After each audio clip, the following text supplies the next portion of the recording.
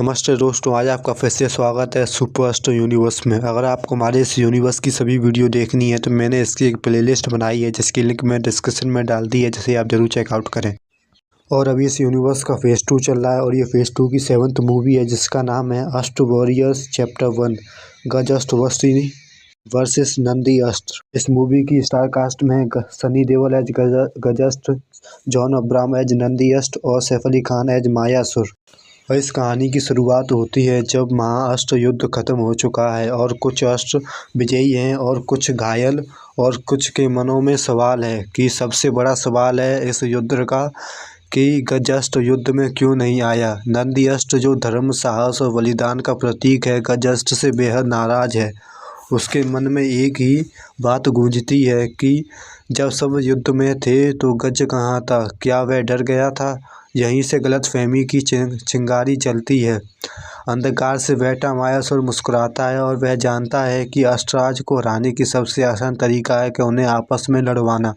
वह नंदी अस्त्र के सामने भ्रम रचता है कि गजस्त्र को भागते हुए दिखाता है, धरती को छोड़ते हुए। मायासुर फुसफुसाता है और कहता है, जो युद्ध से भागे वह अस्त्र कहलाने लायक नहीं। नंदी अस्त्र को क्रोध भड़क उठता है। नंदी अस्त्र सीधे गजस्त्र को चुनौती देता है कि और कहता है कि आज साबित हो जाए कि कौन सच्चा योद्धा है। गजस्त्र शांत है लेकिन उसकी आंखों में पीड़ा है। वह सिर्फ इतना कहता है कि तू सच नहीं जानता नंदी। लेकिन नंदी अस्त्र सुनने को तैयार नहीं। और उसी दौरान महायुद्ध शक्ति बनाम धर्म, जो दो अस्त्रराज की टक्कर से धरती कांप उठती है। गज की शक्ति पहाड़ जैसी, नंदी का प्रहार वज्र समान। हर बार में गुस्सा है, हर कदम में अपमान।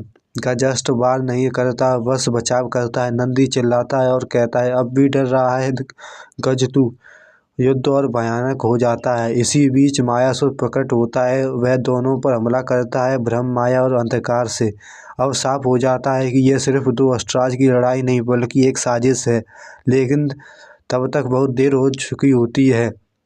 अचानक समय जैसे थम जाता है। एक गंभीर आवाज़ गूंजती है कि अब बस करो। प्रकट होते हैं गुरुजी, जो परेश रावल का किरदार है। वह नंदी अस्त्र की ओर देखकर कहते हैं, जिसे तुम कायर कह रहे हो वह उस समय मायासुर से युद्ध कर रहा था जब तुम महाअस्त्र युद्ध में थे।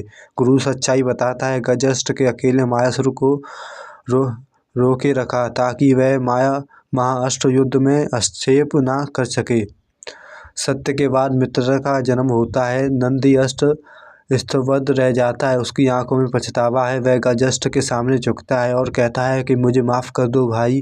गजस्त्र उसके हाथ पकड़ता है और कहता है, अस्त्रराज को युद्ध बाहर नहीं अंदर होते हैं।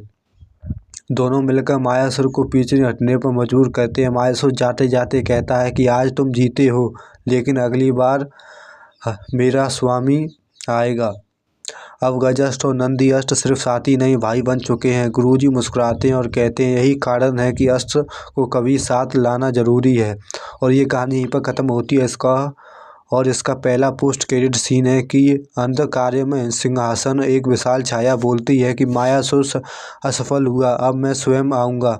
नाम गूंजता है, Kalasur, the supreme villain leader of this super universe. और इसका दूसरा पोस्ट क्रेडिट सीन है कि जूनियर एनटीआर और कमल हसन गुरुजी के सामने खड़े हैं और जूनियर एनटीआर पूछता है, आप ये सब क्या कर रहे हैं। गुरुजी शांत स्वर में कहते हैं, मैं अस्त्रराज को नहीं बना रहा, मैं उन्हें तैयार कर रहा हूँ। कैमरा पीछे जाता है, एक विशाल गुरुकुल जहाँ युवा छात्र शक्तियाँ सीख रहे हैं।